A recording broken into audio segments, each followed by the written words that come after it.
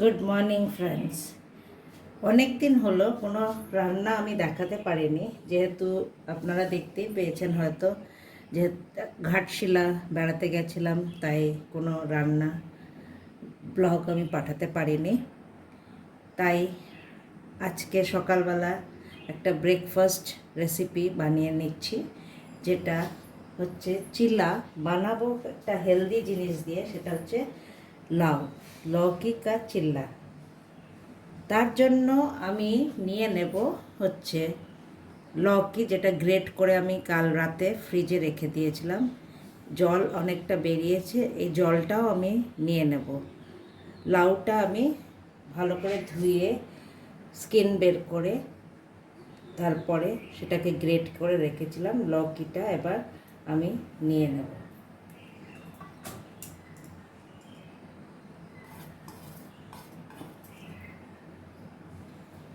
এর মধ্যে দিয়ে দেব আমি রাইস পাউডার, চালের গুঁড়ো। আমি এই বাটির 1 বাটি চাল গুঁড়ো নিয়েছি। এর মধ্যে আমি এই বাটিরই হাফ বাটি দিয়ে দেব সুজি, আর তার সাথে দিয়ে দেব বেসনও এর হাফ বাটি।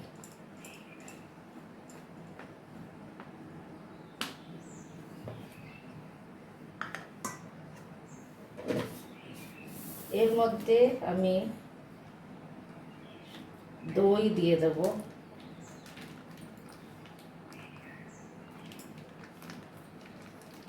পরিমাণটা আপনি নিজের আন্দাজেই দেবেন।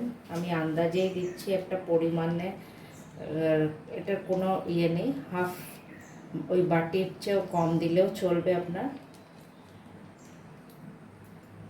আর এর মধ্যে দিয়ে নেব হচ্ছে সামান্য স্বাদ মতন লবণ।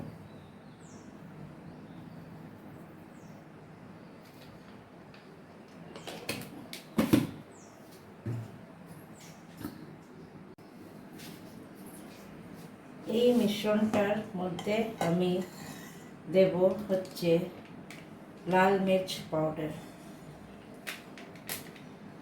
আপনি কাঁচা লঙ্কা দিতে পারেন, কিন্তু যেহেতু একটা ফিনিশিংটা একদম যাতে প্লেন আসে, সেই জন্য আমি এটার মধ্যে লঙ্কা গুঁড়োই দিয়ে নিচ্ছি। এবার এটাকে ভালো করে মিক্স করে নেব।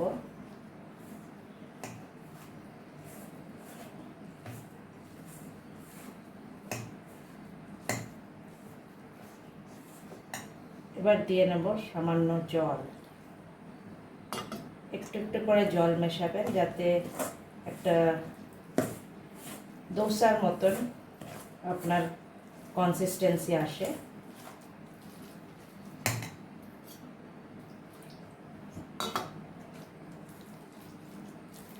আর এই মিশ্রণটি ভালো করে মিক্স করে কিছুক্ষণ আমার রেস্টিংয়ে রেখে দিতে হবে।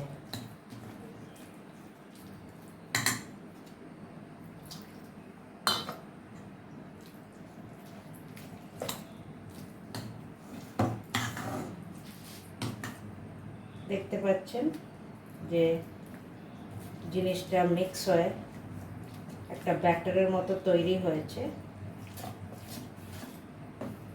ভালো করে মিক্স করবেন, যাতে সব যা জিনিস দেওয়া হয়েছে সেটা ভালো করে মিশে যায়। এবার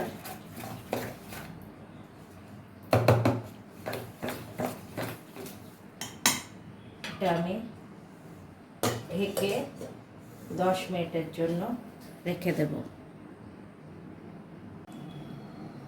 আমার এই চিল্লা ব্যাটারটা 10 মিনিট আমি রেস্টিংয়ে দিয়ে রেখেছিলাম, সেটা হয়ে গেছে 10 মিনিট।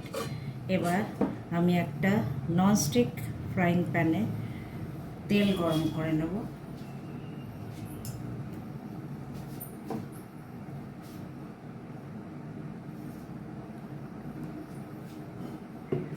প্রথমবার একটু তেলটা পরিমাণটা একটু বেশি লাগবে, পরবর্তীকালে সেটা লাগবে না।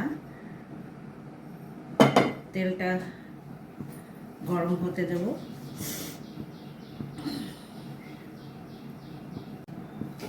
তেল গরম হয়ে গেছে, এবার সিমে করে নিয়ে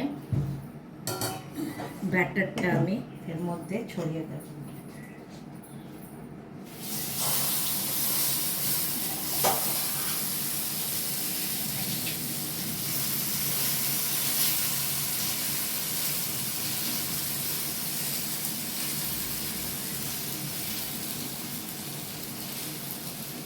কেউ কেউ এর মধ্যে বেকিং পাউডারও দেয়, আমি বেকিং পাউডার না দিয়েই করব।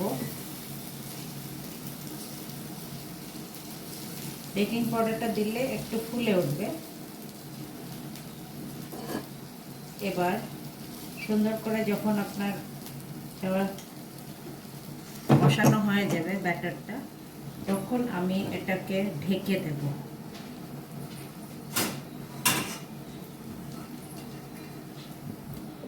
আর কম আছে এটা কিছুক্ষণের জন্য রেখে দেব।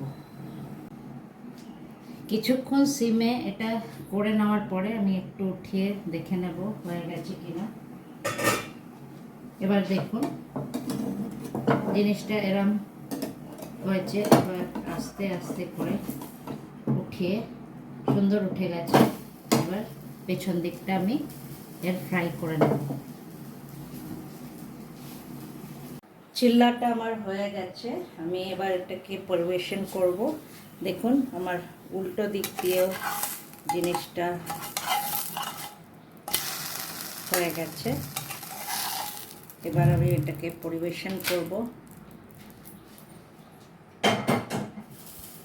এই চিল্লাটা দই দিয়ে খেতে খুব ভালো লাগে। তো এই হয়ে গেল আমার খুব হেলদি রেসিপি দহি কা চিল্লা। ফ্রেন্ডস, বানিয়ে বলবেন কিরাম হয়েছে, আর কমেন্ট সেকশনে যদি আপনাদের কোনো সাজেশন থাকে এর সাথে নিশ্চয়ই আমায় জানাবেন।